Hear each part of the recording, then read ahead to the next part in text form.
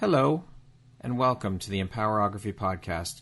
This is a platform created for women's voices to be heard and a place to share their stories, journeys, and successes with the world for the purpose of helping other women who might be on similar journeys. We are empowering women one episode at a time.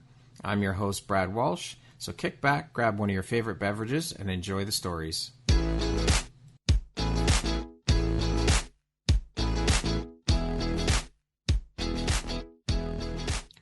Hello there, Brad Walsh here, your host of the Empowerography Podcast. Today, my guest is Jillian Redrow. She is a coach and healing facilitator based in Fort Worth, Texas. How are you doing today, Jillian? I'm doing well. Thank you so much for having me, Brad. Thank you so much for agreeing to be part of the community and participate in the podcast. I appreciate that. How's your day going so far? Well, it's going well. It's a sunny day here, down here in Texas. It's still in the 80s in October. Nice.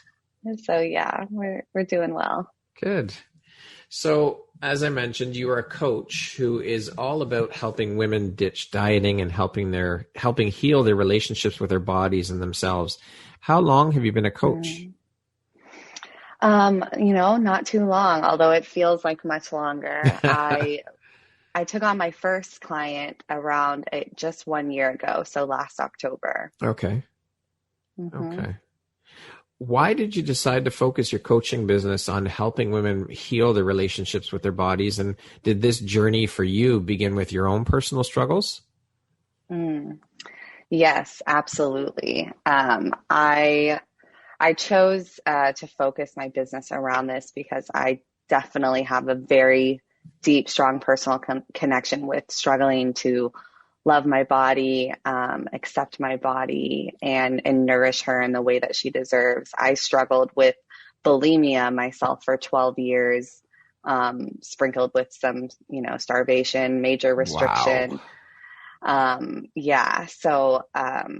And then on top of that, I also was an alcoholic. So I had kind of dual addictions going on.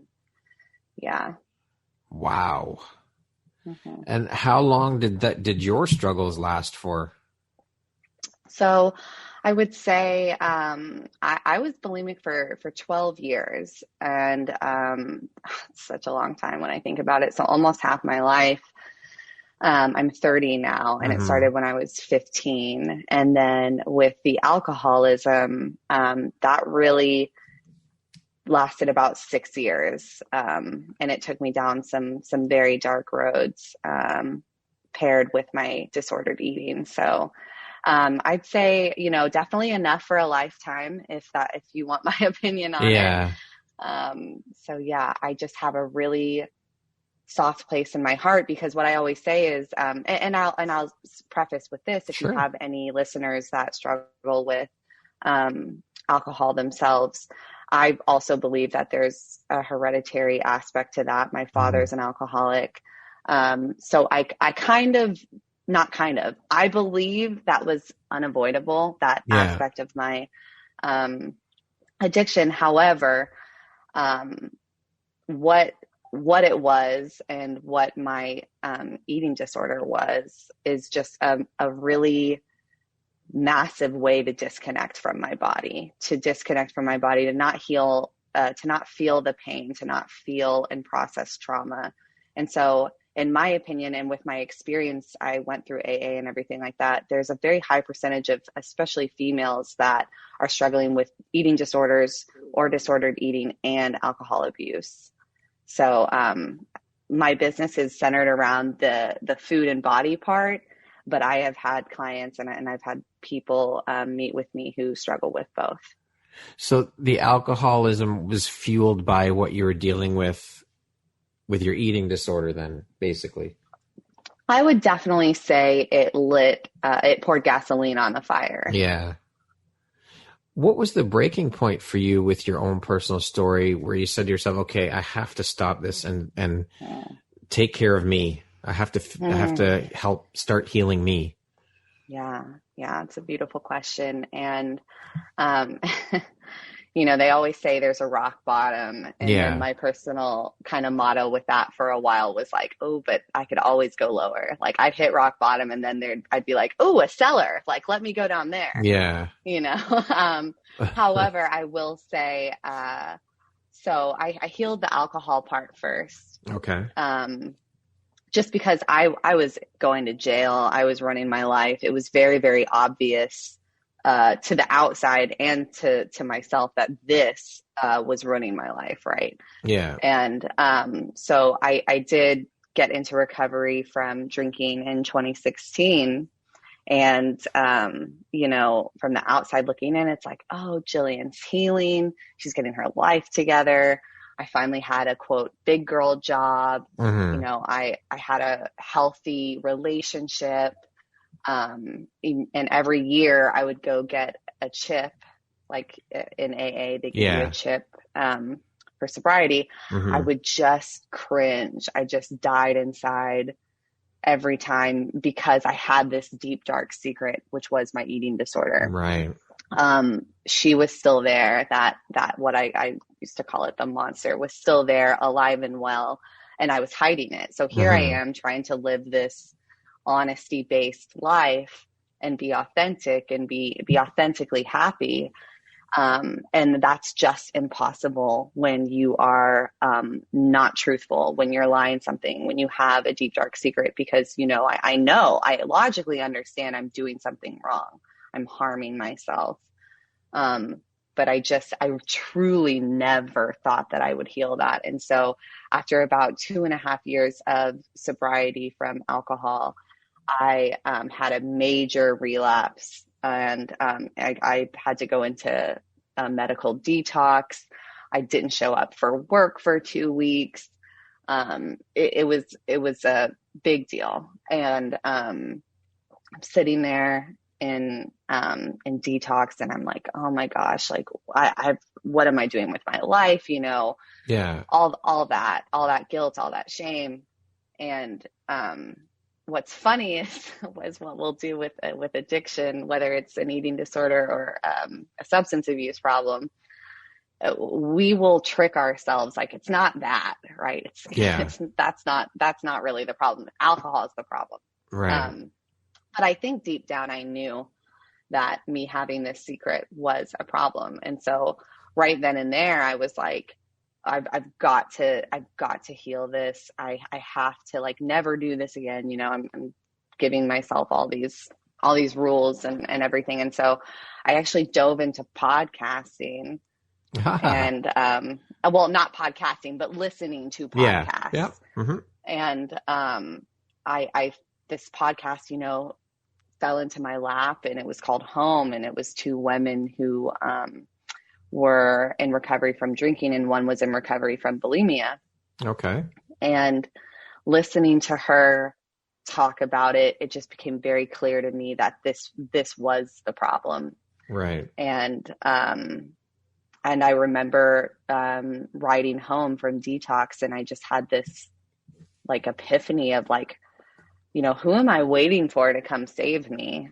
My mom isn't going to come save. At this point, I was 27 years old. Yeah. 27 or 28. I'm 30 now. And I was like, my parents can't save me. My boyfriend can't save me. My friends can't save me. I have got to take care of myself. It's time for me to step up and basically reparent myself around these issues and be the person that I needed. And so from there, and listening to that woman on the podcast led me to Gabby Bernstein's work. Actually, I don't know if you're familiar with Gabby Bernstein. Yes. Yeah. And she's also an addict in recovery, as well as struggled with eating disorder. And that's how meditation came into my life. Okay. And through meditation, that really was my springboard to healing. And so that was a long-winded answer, but no, that's okay. It's all part of your story, Jillian. It's okay. Yeah, that was my breaking point. So how have these experiences helped shape the Jillian you are today, do you think? Oh my goodness. I think in every single way possible. It's interesting. Sometimes I'll be talking to my husband or even my mother and be like, well, do you think if this didn't happen, then that wouldn't have happened? Or for a long, long time, I had family members and even my now husband ask me, like, what was the root of your addiction? Like, what do you think caused it? The eating disorder and the alcoholism. And my response now is, first of all, I spent tons of time trying to figure that out, right? Because then maybe it'd be the magic answer, but it doesn't really matter. It doesn't matter because it's there. It's there, and I have to learn how to get into relationship and heal with it. And going through, like, going to jail, right? Having an eating disorder, putting myself in all these situations with the alcohol, which led me to deep, dark places and abusive relationships and everything that comes along with that. I don't think I'm special in that way, but I think in this life, I think on a spiritual journey, on a self-development journey, contrast is so, so important. People that don't have contrast, and I don't know many people out there, but if someone's out there, it's like, yeah, I had a perfect life. I had the perfect parents. I don't think there's any such thing as perfect. Right. It's like, if we don't have contrast, how can we learn? How can we take the lessons and grow and evolve?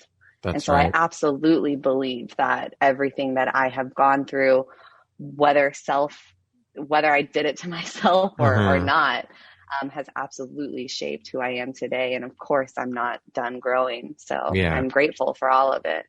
Well, it's all part of your journey, and it makes you who you are today. All of these little things that happen, or big things, they shape who we are as people. Our experiences go into creating the person we are. Absolutely. Absolutely. So where did the inspiration come from then to become a coach? Well, to be honest, when I started, like I mentioned before, once I got into meditation and mindfulness practices, because I had been to rehabs for and therapists for drinking, for my eating disorder, for all of that, and nothing seemed to stick for me. Right. It helped, right? And AA is great, and that's a wonderful resource.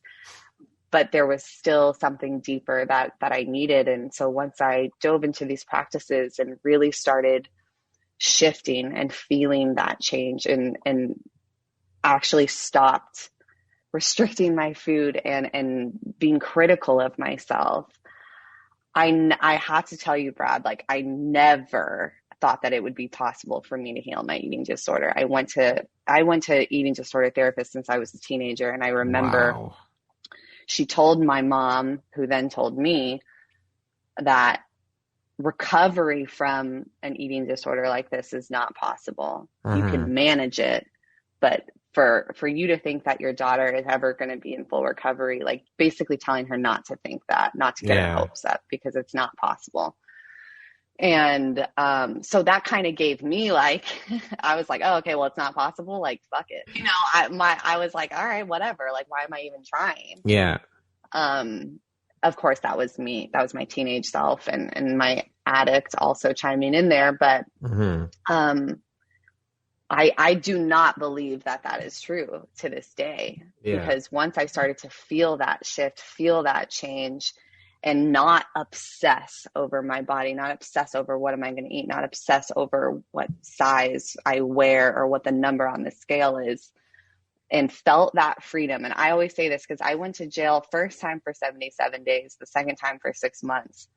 And that freedom of not suffering from hating my body and trying to change it is much sweeter than the freedom it felt like walking out of jail. Wow. So once I experienced that freedom, I was like, I have to share this with other women, because if they're anything like me, they don't believe that there's a light at the end of the tunnel, because probably someone told them that there really wasn't. Yeah. Or it just feels so overwhelming. They can't even imagine a life without an eating disorder or disordered eating or obsessive thoughts about food, their weight, and their body.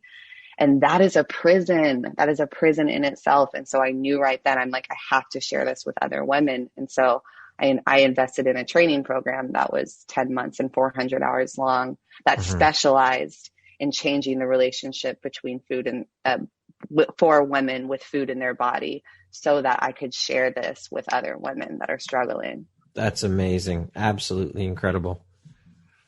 Incredible. So what is it that excites you about and inspires you about being a coach? Just everything. I know that's like it's so obvious, I guess, but I love, and I myself have a coach, right? I believe it's so good for everyone to have a mentor or a coach of some kind, because to have someone hold that container for you, to create that container, invite you in, and mirror back to you your greatness, but also your bullshit. Like that's contrast, like you said, right? Yes. And we can't do it to ourselves. It's like, have you ever tried to give yourself a foot rub? Like, it doesn't work, right? No. It doesn't feel the same unless someone else is massaging you. It's similar to that. It's like, I'm not as good at calling out my own bullshit. Like, yes, I am good at being like, that's a story. This doesn't serve me. But to have someone who can see my higher self and who can mirror back to me, like, this is what's true and this is what's BS. Like, that's the best. And so being able to do that for my clients, and then of course, like watching the light bulb go off, watching them shift and heal, it's everything to me. Yeah. Can you walk us through a bit of your process when you bring a client on board? Just the onboarding process? Yeah, well, just a little bit of a brief overview of the whole process. Sure. Well, usually, I post on Instagram, especially if I'm about to launch, I'll explain what the launch looks like. I have a really nifty PDF of my program to send to people who are inquiring about my services. So it really just gives them a rundown, gives them my process and what that would look like. And if it feels aligned, we schedule a discovery call. We talk for about 45 minutes. I meet them where they're at, talk about what they're struggling with, what feels most heavy for them, what they're looking for in a coach. And if that conversation feels aligned and feels right for both of us, then my program is a 6-month program. Sometimes women will do 4. It depends on where they already are, how much inner work they've already done. But it's really broken up into 3 phases. And the first phase is really all about becoming present and aware and mindful about the patterns that you're playing out, the stories that aren't serving you, the thoughts that are going on, the protectors that you have, introducing the client to her inner child, because we all have one, right? Yeah. Whether you're a man or woman, and really healing that relationship. And the second part is really all about reconnecting. So reconnecting to the body, reconnecting to that intuitive guidance that we all have, healing that relationship with that guidance, right? Because we get information from 3 different parts of us. We have the mind, we have the intellectual, we have the body, which has the physical sensations, but also the emotional sensations. And then we have the intuition. Now, most everybody today is just running from the intellectual, or taking direction from the mind. And that's problematic, because that is where our fear lives. Right? That's where our reptilian brain is. And so our brains are designed to survive, not to thrive. That doesn't mean we don't need them. Of course we need them. We need something to tell us don't walk in front of a car when it's driving down the road.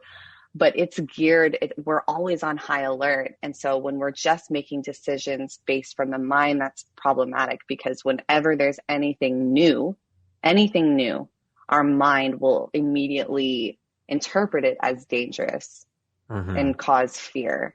So that happens a lot in personal growth, right? Especially in starting a business, being an entrepreneur. It's like, oh, I'm scared. And our minds just come up with all this shit, all these reasons why we shouldn't do it. Yeah.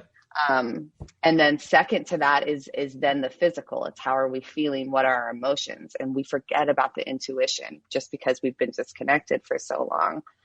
And so we really spend a lot of time with those three parts of us in strengthening that intuitive connection. And then the third part is really integration. So how are we going to integrate the tools that we've learned in our everyday life, not just in this container of you and I meeting? Yeah.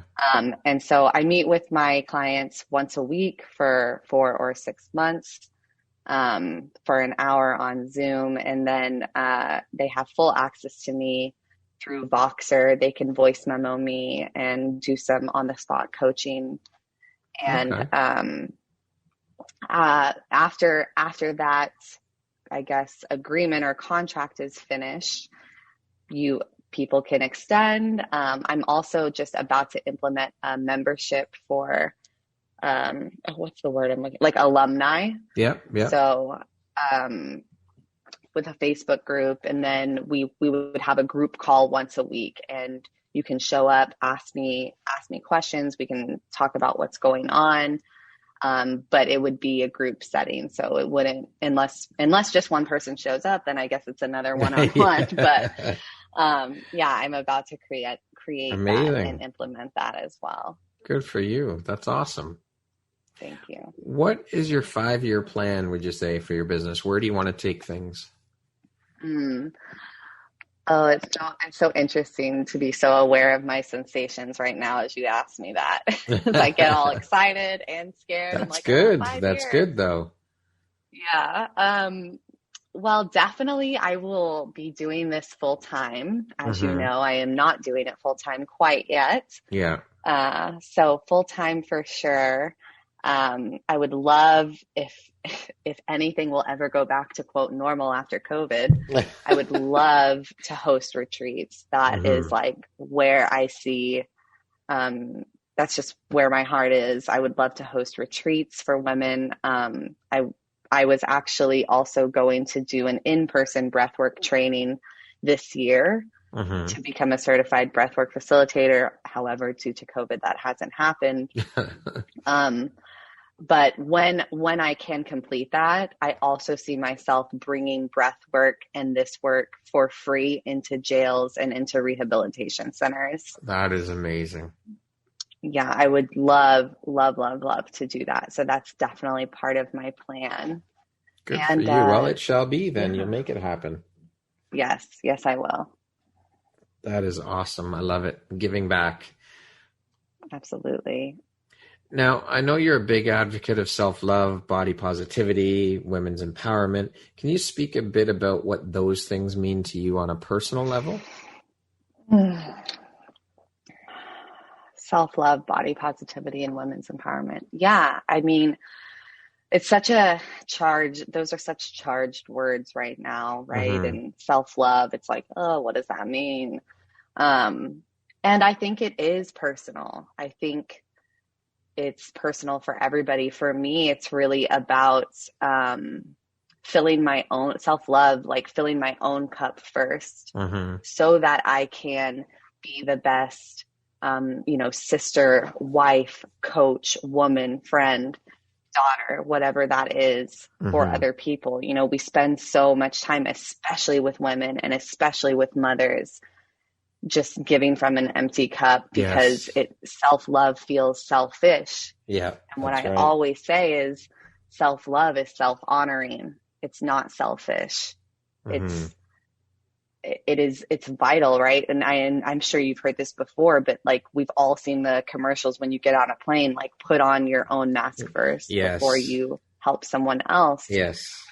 And that's really what that means, right? And then that goes into self-care. Well, what does that look like for you? Like I know everyone like I see pictures on Instagram of like bubble baths, and that's great. Bubble baths aren't my thing, right? Yeah. Self-care for me can be going outside, walking on the grass barefoot, spending time in nature, writing, just sun gazing, whatever it is, what makes my heart feel full? Yeah. How can I feel fulfilled? And a lot of that has to do with being in relationship with my inner child as well and taking care of her.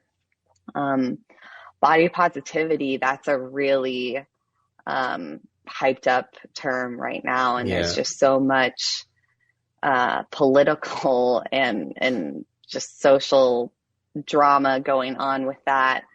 And to be honest, Brad, like I try to stay away from using body positivity. I don't use that hashtag necessarily. Right.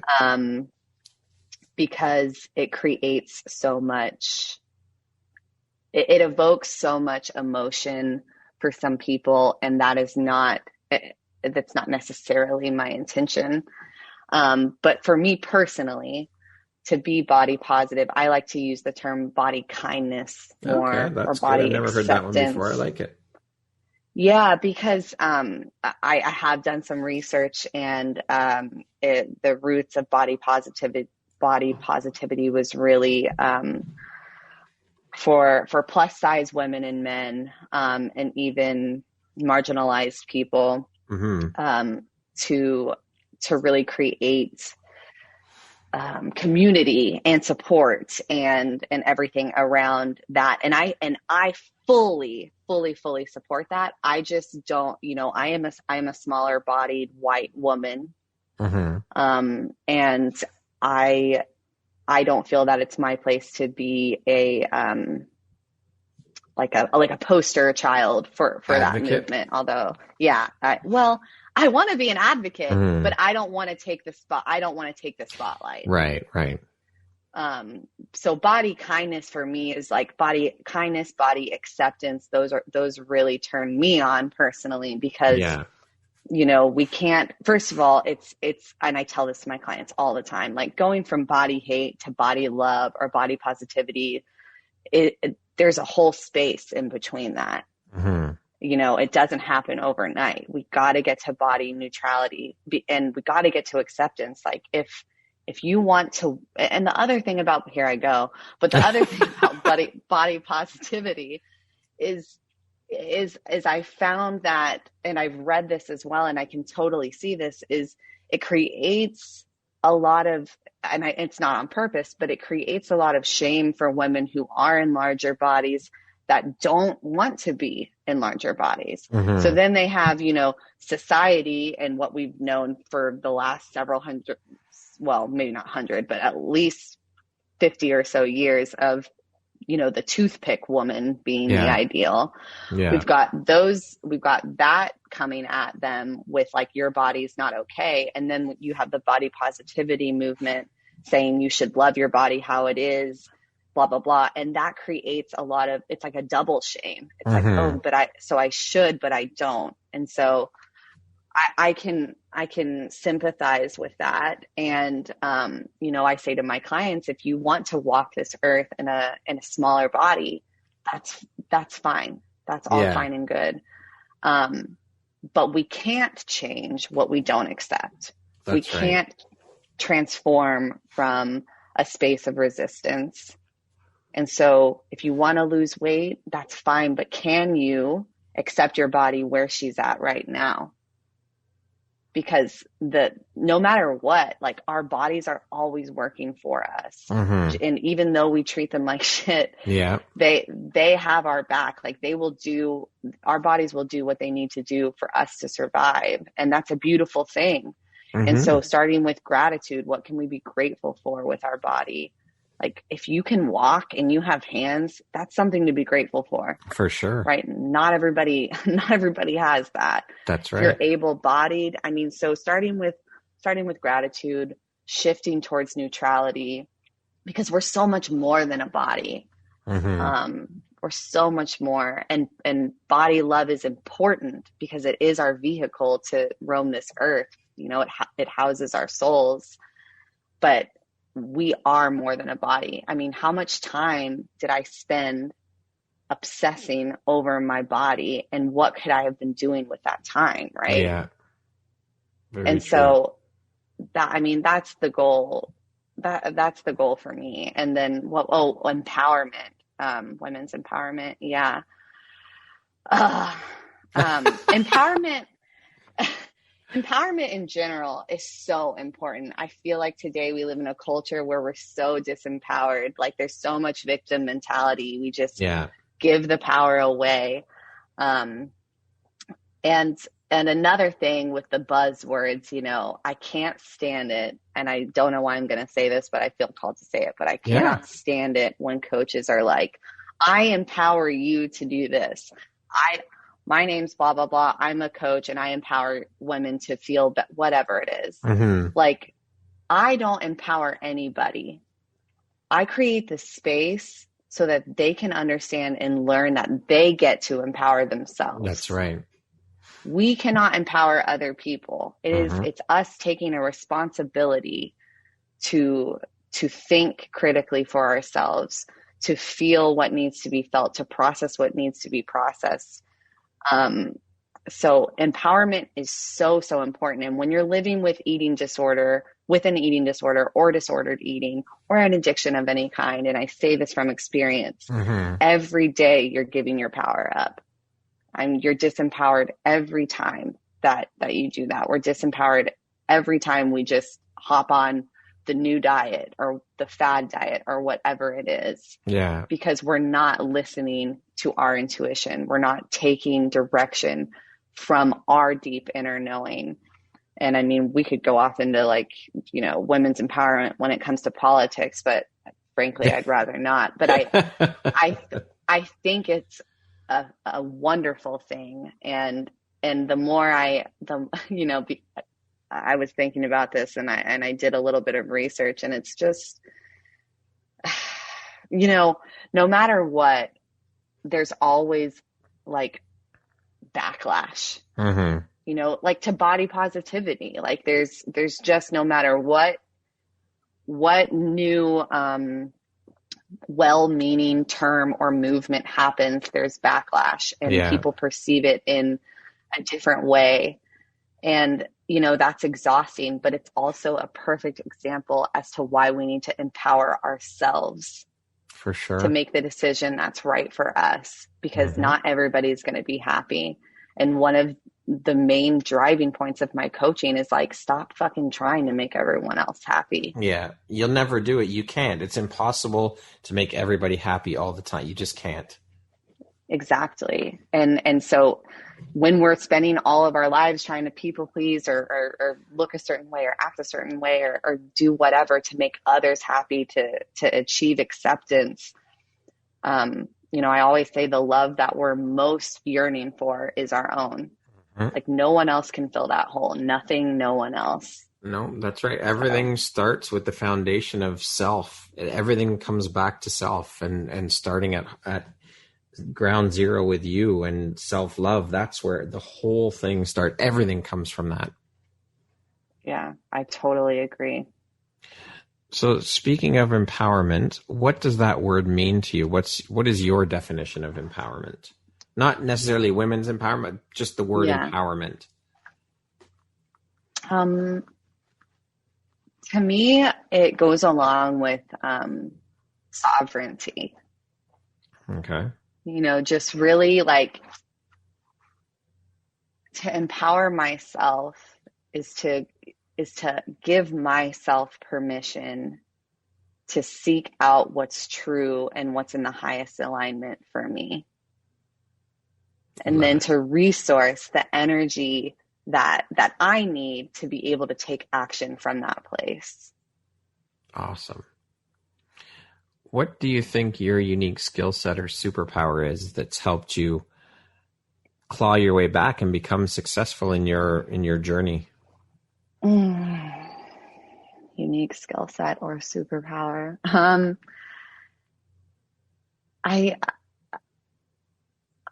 I guess the word that's coming to mind is just driven.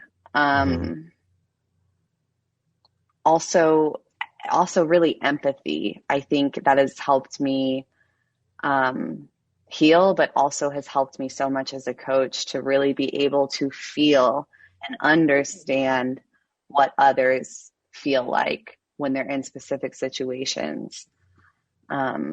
So empathy and just, I guess, tenacity. Mm-hmm. Again, I don't know if I'm that special, but everyone's I think special in their own way. Everybody. Right.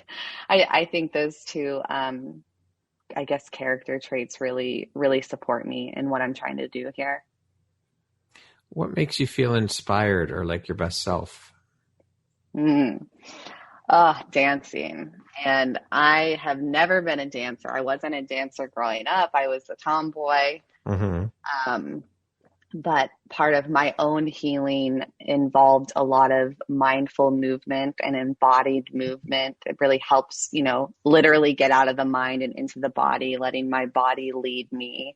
Mm-hmm. So these days I turn on some music every morning. I have my AirPods in and I'm out on my balcony and I'm just dancing to medicine music. And the joggers running by are like probably thinking I'm nuts because they can't even hear my music. But going outside, letting the sun, I get up early, by the way. So letting the sun hit my skin as it's rising and going outside in nature and really moving, that helps me feel like my most authentic and best inspired self. Excellent. What would you say is one of the most important things you've learned in your life? And what was your life like before learning it? And what was your life like after learning it? I would say the most important thing that I've learned in my life. This is a good one, man. I'm sorry I'm taking forever. That's okay. No problem. It means it's thought-provoking. That's good. The most important thing I've or one of the most, not necessarily the most, but one of the most. Yeah. Well, one of the most important things I've learned in my life is that failure is not real. Failure just means you gave up. Mm-hmm. And I don't say that harshly, right? We can take the reroute. Yeah. But that whole idea of like labeling yourself as a failure or being a failure, just as long as I'm coming back to my truth and connecting to my truth and taking action from there, like there is no failure. Yeah. And so my life before that was all about failure. Mm-hmm. I was, with my eating disorder, with my drinking, my failed relationships. I mean, I totally labeled myself as a failure and thus stopped trying. Mm-hmm. And after I learned that, it's just black and white. It's totally different now. It's like if something doesn't necessarily work out, and I'm using air quotes here, mm-hmm. That's not a failure. Like trust the reroute. Yeah. Keep going. Keep pushing through. Yeah. Pick yourself up, dust yourself off, and start again. Absolutely. What would you say is one of the best pieces of advice you've ever received? I had a mentor tell me, now I want to get this right. Hold on. Mm-hmm. Those mountains were meant for you to climb, not to carry. I like that. Yeah. So stop carrying all that shit on your shoulders, right? Yeah. Stop identifying with the trauma or the bad things or whatever it is and climb the damn mountain. Don't carry it. I was interviewing someone last week and they were saying to me that her sister told her that you look at life as a journey. It's not a destination, it's a journey. So you're walking this path and you meet people all along the way, but all the while you're carrying this backpack with you. And if something doesn't fit with you or resonate, dump it out of your backpack, get rid of it, lighten the load and keep going. Just dump the shit that is of no use to you. So lighten your backpack basically, but keep pushing through on the journey. Yeah, absolutely. I love that. Yeah, it really resonated with me. I thought it was a great analogy. Yeah, we get to shed what doesn't serve us any longer. That's right.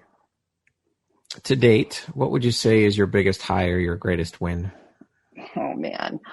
Um, Healing my eating disorder, hands down. That shit ruled my life for a long time. How would you like to be remembered? I would, of course, like to be remembered fondly. But as a woman who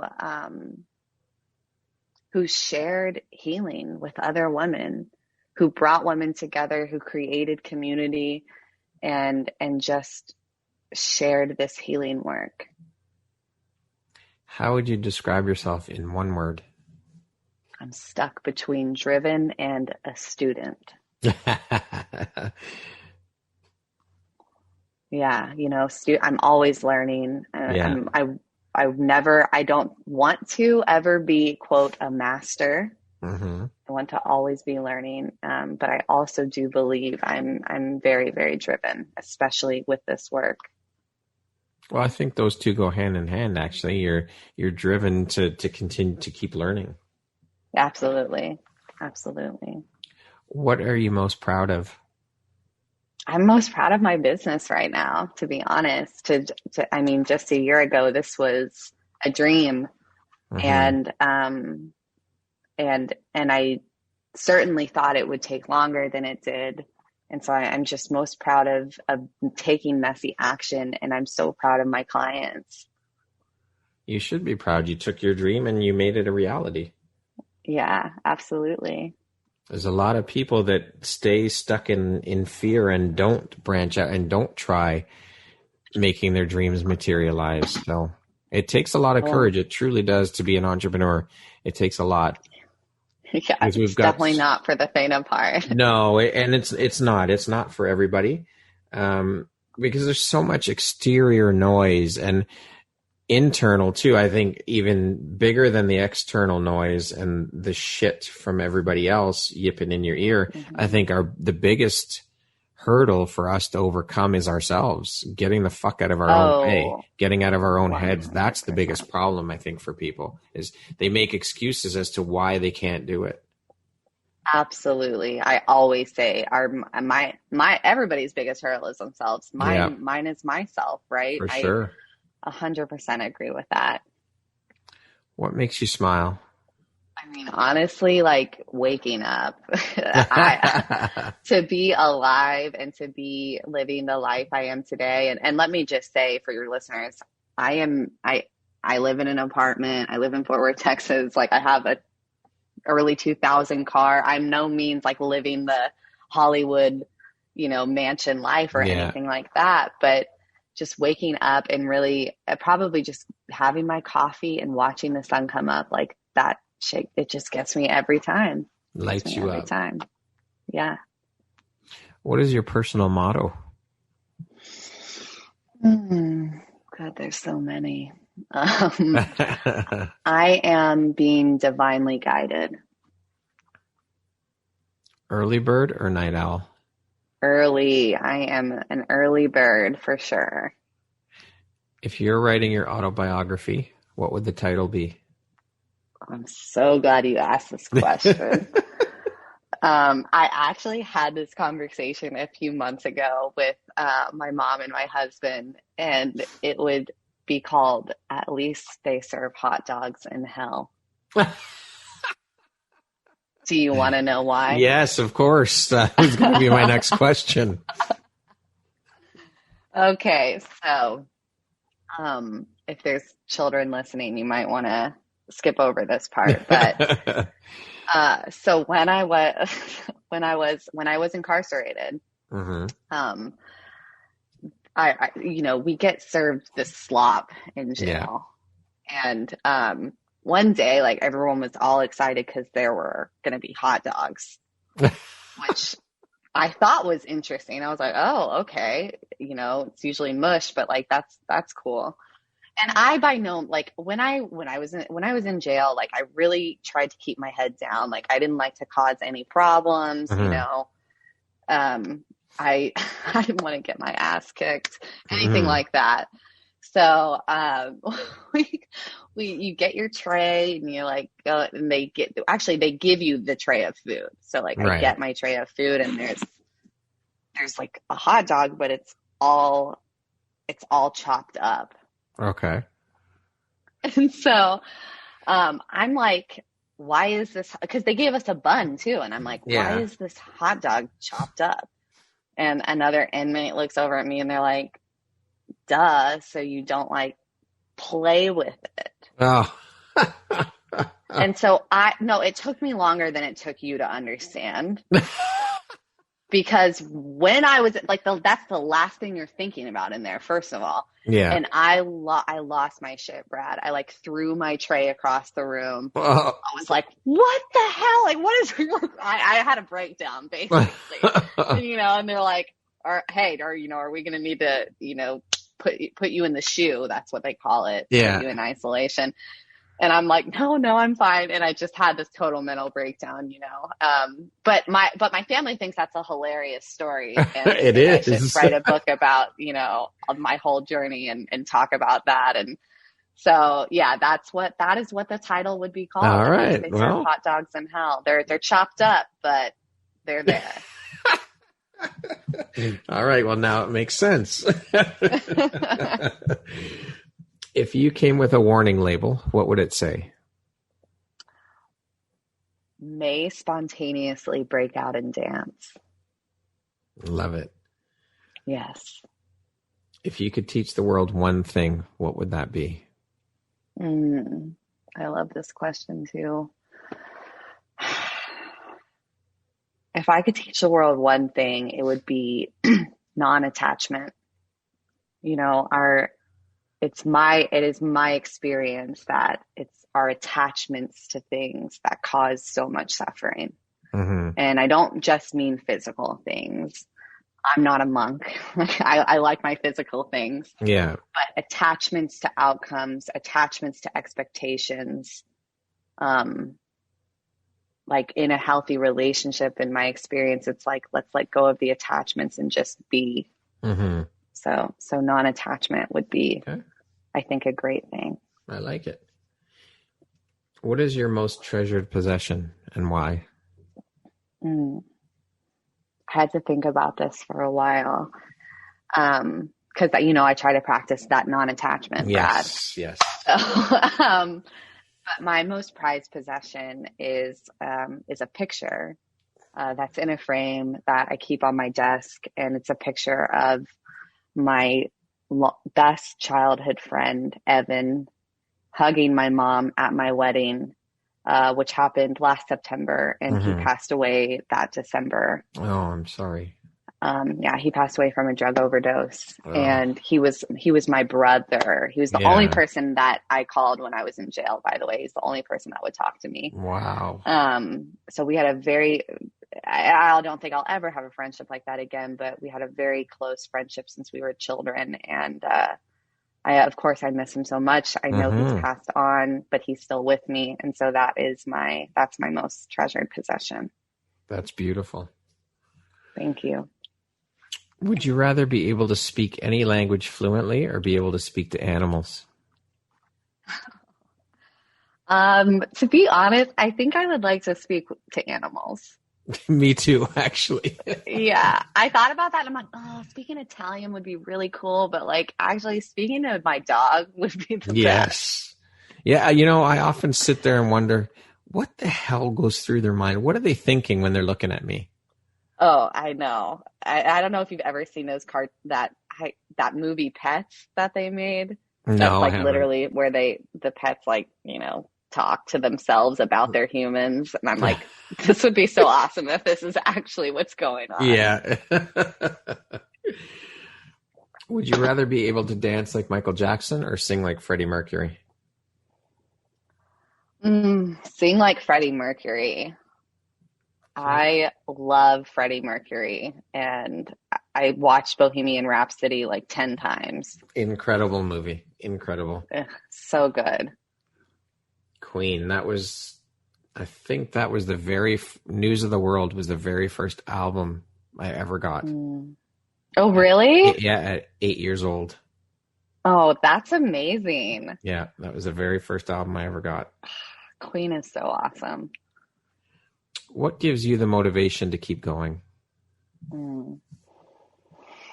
Oh, man, so much. I want to say, I mean, my clients give me so much motivation. And so does my family, my husband, and honestly, like my inner child, my past self.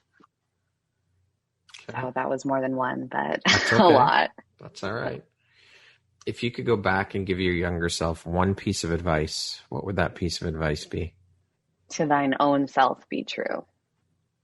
I love it. Be true to yourself above anything else. Lastly, if you were to deliver your last 30-second speech to the world, what would that last 30 seconds sound like? Oh my gosh. I don't even like, what would the actual words be? Yeah, yep. What would you Oh have to man. say? What would you impart? What wisdom would you impart onto the world?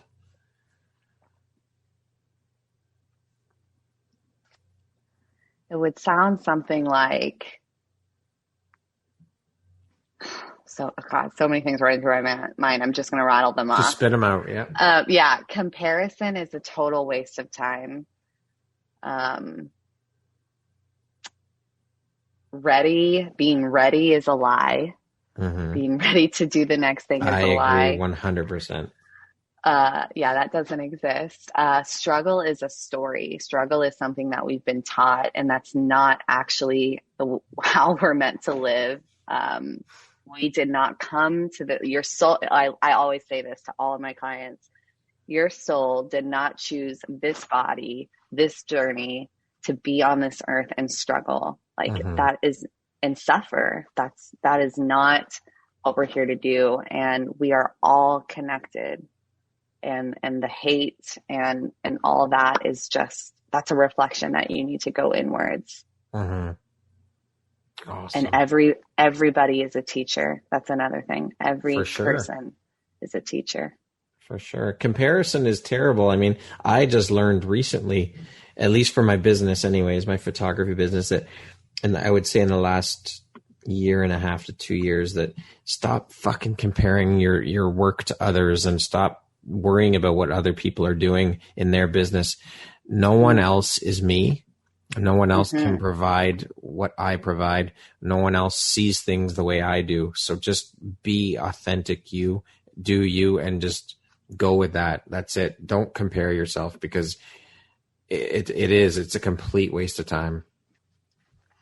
Yeah, I'm happy for you that you came to that realization. It's so hard, especially on Instagram and everything, and other entrepreneurs, but you're exactly right. It's like no two journeys are the same, right? If I try to do exactly what someone I look up to does, it's not the same outcome. We all have our own energy, we all have our own flavor, and that's why there is really room for everybody if everyone's being their authentic selves. Yeah.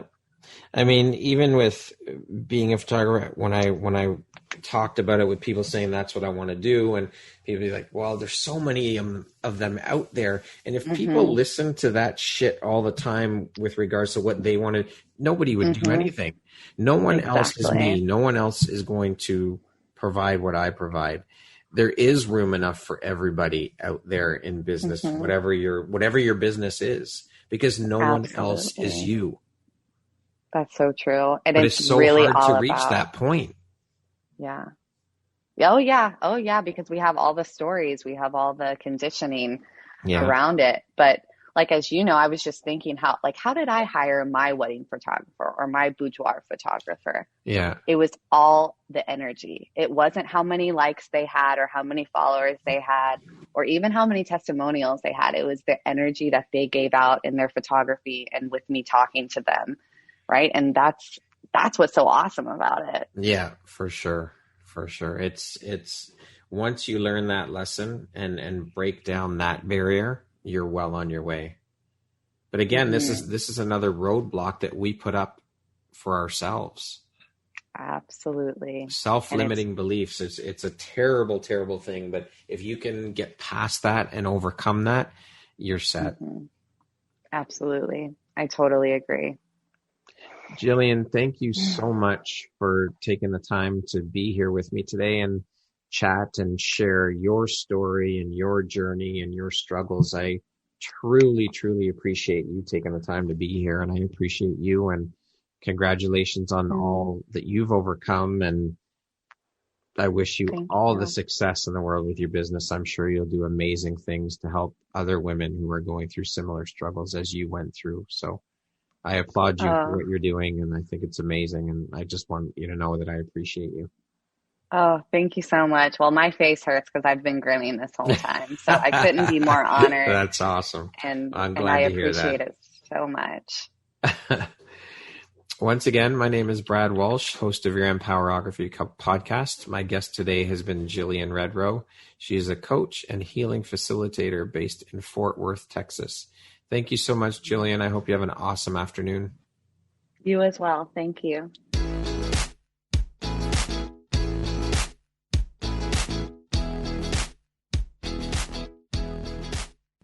Thank you very much for listening to this podcast. If you haven't yet, please be sure to subscribe, rate, review, and share with all your friends.